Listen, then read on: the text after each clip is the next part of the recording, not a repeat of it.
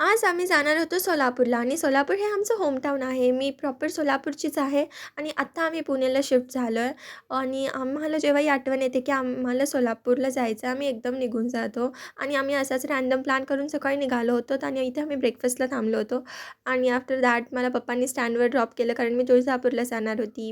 मला आवडतं जायला आणि मी जाते अशीच दर्शन वगैरे घ्यायला. त्याच्यानंतर मी घरी आले आणि रात्री मस्त शीख कढाई होती, जी की आपली सोलापूरची फेमस डिश आहे ऑब्व्हियसली आणि त्याच्यानंतर नेक्स्ट डे आम्ही चाटला आणि पुलगमला गेलो होतो. कारण की मम्मीला काही blanket, door mats, curtain something उसको लेना था. तर त्यासाठी आम्ही गेलो होतो आणि मम्मीने खूप सारी शॉपिंग केली. त्याच्यानंतर अजून तिला काय काय घ्यायचं होतं त्यासाठी आम्ही ते पण घेतलं. गाईज तुम्हाला मी सांगते, सोलापूरला गेलं ना इतकी मज्जा येते की मला इकडे पुण्याला परत येऊच नाही वाटत यार. आपलं गाव ते आपलं असतं ना यार, त्यामुळे.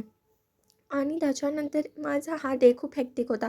कारण की मी संध्याकाळी माझ्या फ्रेंडला भेटायला जाणार होती आणि तिला भेटलं यार, आम्ही दोघी चाइल्डहूड फ्रेंड्स आहोत. जसं अरे सॉरी, मी तो व्लॉग यूट्यूबवर टाकला होता. इथे नाही माहिती बऱ्याच लोकांना. She is my childhood friend.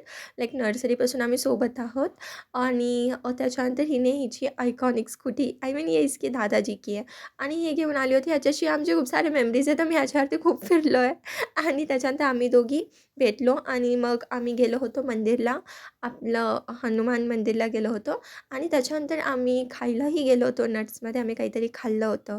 काहीतरी नाही, वडापाव आणि पाणीपुरी खाल्ली होती. मी स्वतःच कन्फ्यूज होते यार मी बोलताना कधी-कधी, कारण की हा खूप मोठं व्हॉईस ओव्हर असतो यार आणि ह्यात काय बोलून जाते मलाच समजत नाही आणि बोलून जास्त किती तोंड पण दुखतं यार, तरी पण मी करते. आणि त्याच्यानंतर हिला इथे चटका बसला होता आणि मी बोलते, "क्या हुआ? गरम लग रहा है, थंड लग रहा है." भाई जेव्हा समजते की गरम आहे तरी पण माझी मस्ती. आणि त्याच्यानंतर मी गेली होती फ्रेंड्स चायनीज घ्यायला, कारण की ते चायनीज तिथे फेमस आहे ऑब्व्हियसली आणि खूप टेस्टी असतं.